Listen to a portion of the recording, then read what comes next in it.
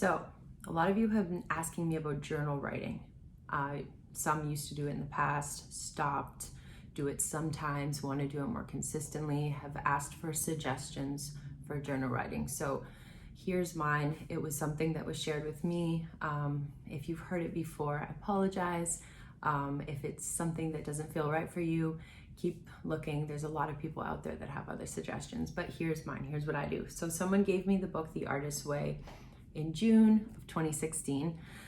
And in that book, it suggests that every morning you sit down before you do anything else, before you look at your phone, before you check your emails, and you get a notebook like this one.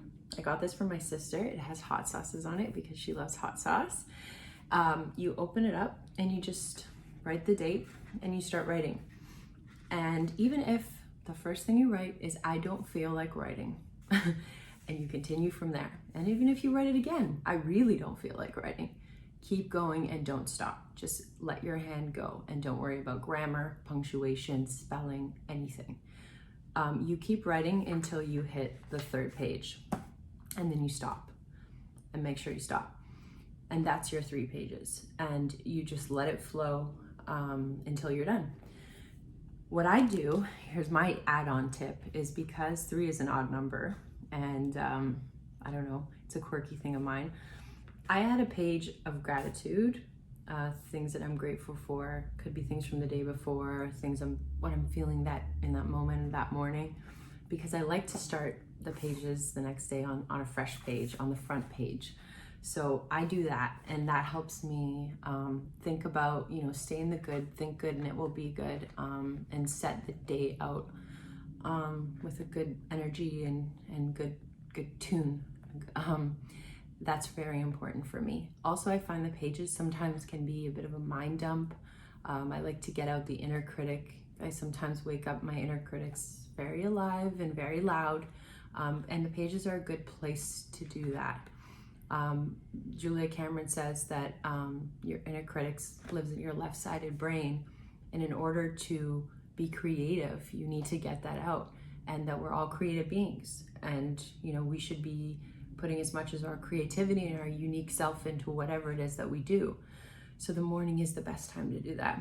But what's come out in my pages has sometimes been songs, sometimes it's been things that I've used in my work, or just things that I've come to love, and things that I've gone on to share with people, things that I've needed to say.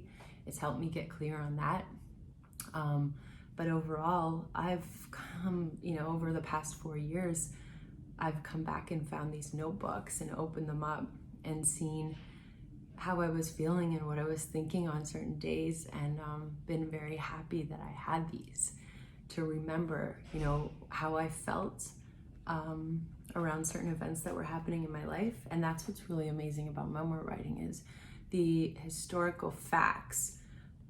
We have those, we know about those, but it's one thing to know facts, and it's the other thing to understand how people felt when things were happening.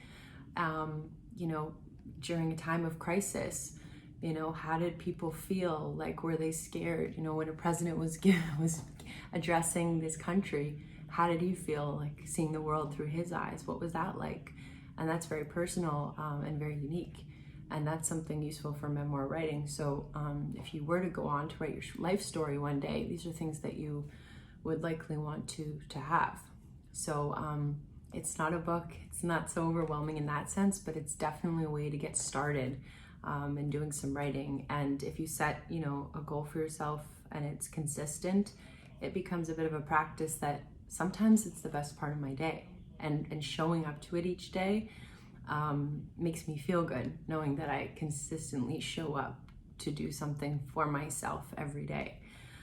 And like I said, sometimes some really beautiful things come out of these pages, some beautiful realizations, and some even work that I'm really proud of.